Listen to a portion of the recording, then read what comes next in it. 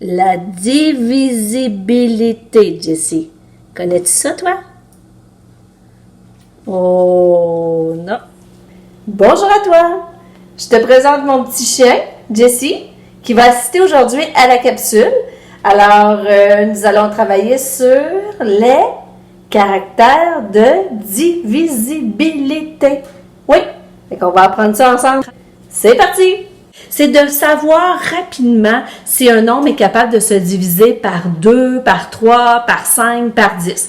Fait que si on revise divisé par 2, bien, il faut tout d'abord vérifier si le nombre est pair. Alors, on regarde le chiffre des unités. Est-ce que ça finit par 0, 2, 4, 6 ou 8? Et là, c'est sûr que même si c'est un grand nombre, ça se divise par 2.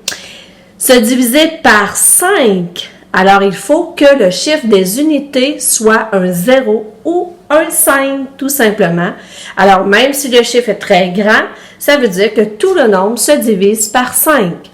Se diviser par 10, tout simplement, le nombre doit se terminer par 0.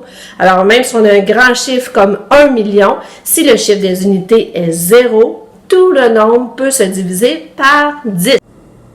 Comment faire pour vérifier si un nombre se divise par 3?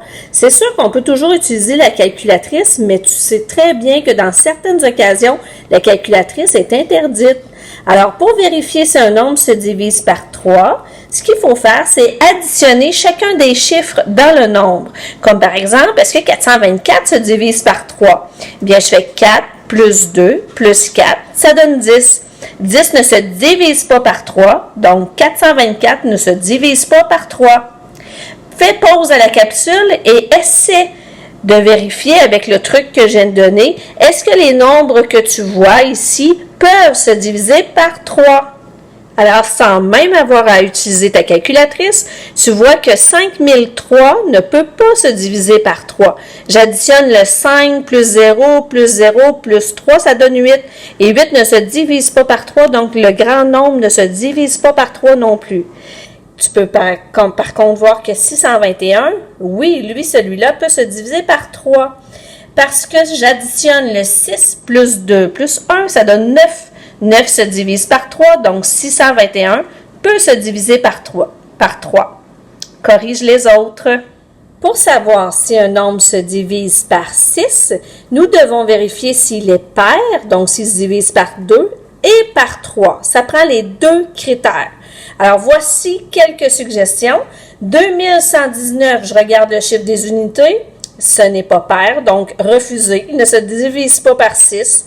Même chose pour le 323, ce n'est pas pair, donc il ne peut pas se diviser par 6. 5000, oh, ça c'est un nombre pair, premier critère réussi. Par contre, j'additionne 5 plus 0 plus 0 plus 0, ça donne 5, donc ça ne se divise pas par 3. Refusé. On a ici le nombre 30 114, et bien lui, il répond aux deux critères. Il est pair, et quand j'additionne le 3 plus 0 plus 1 plus 1 plus 4, et oui, ça peut se diviser par 3. Donc, ce nombre-là se divise par 3, par 2, donc il se divise aussi par 6. La division par 9 maintenant fonctionne de la même façon que la division par 3. Alors, je te laisse vérifier ces trois nombres-là. Pour vérifier si rapidement ils se divisent par 9, tu n'as qu'à additionner les chiffres et si le total se divise par 9, bien tout le nombre va se diviser par 9. Fais l'essai. Et bien voilà, même pas besoin de calculatrice, tu additionnes. On voit tout de suite que 333, ça a un total, une somme de 9. Ça se divise par 9, donc pas besoin de compter. On sait que 9 est un diviseur de 33. Même chose pour 540. Même chose pour le long chiffre à la fin, le long nombre.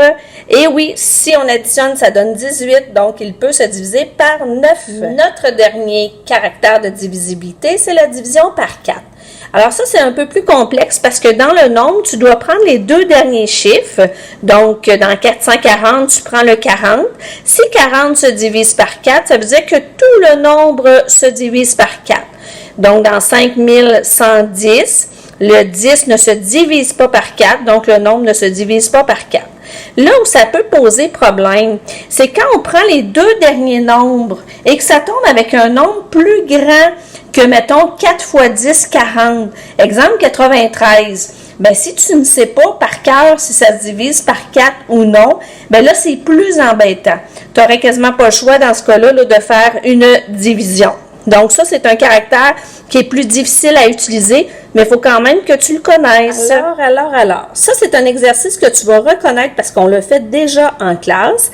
Prends les 4 nombres qui sont dans les petites bulles en haut et va les placer au bon endroit. Donc, avec les techniques qu'on a vues, tu peux retourner voir ta capsule, le début de la capsule. Dis-moi lesquels peuvent se diviser par 2, par 3, etc. Fait que fais pause. Fais l'exercice, puis viens te corriger. Alors, pour t'aider à réfléchir, j'ai fait mes traces là, de travail, de calcul, d'analyse. Donc, la division par 2, ce sont les nombres pairs. Division par 3, je suis allée faire mes calculs, j'ai mis les sommes et j'ai regardé ce qui se divisait par 3. Et j'ai réutilisé le critère 2 et 3. Tu vois, j'ai fait des flèches pour la division par 6.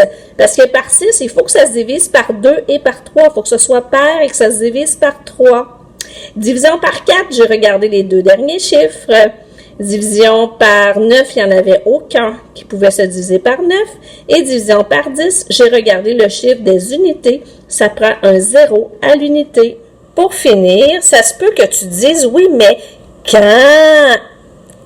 est-ce que je vais avoir besoin de ça, les critères de divisibilité? C'est sûr que ça te fait un outil de plus dans ta boîte à outils quand tu travailles en mathématiques. Tu es plus efficace dans ce temps-là. Alors, à quoi ça pourrait servir? Bien, ça peut servir, par exemple, à faire une hypothèse. J'ai à diviser 360 par 3. Est-ce que ça va arriver juste? Est-ce que je vais avoir besoin de mettre une virgule? Fait que ça, je peux faire une hypothèse avec mes connaissances. Ensuite, si on te demande, par exemple, bien, trouve les facteurs premiers de 303. Oh là là, 303, ben c'est pas un nombre pair, je peux pas dire 2 fois quelque chose. Bon, ben je sais que 3 plus 3, ça fait 6, ça se divise par 3, parfait. Bon, ben ça va être 3 avec quelque chose d'autre. Ça se peut que j'aille à faire un petit calcul sur le côté, mais au moins ça me donne quelque chose pour partir, une idée, des outils. Puis je suis certaine que tu vas trouver d'autres utilités au caractère de divisibilité, puis je t'invite à les partager avec moi. Et maintenant, tu es prêt pour aller faire la trousse de cette semaine. Bonne chance et bon travail! Et en passant, je me demande vraiment si la petite Jessie nous a abandonnés ou si elle a bien compris la leçon d'aujourd'hui.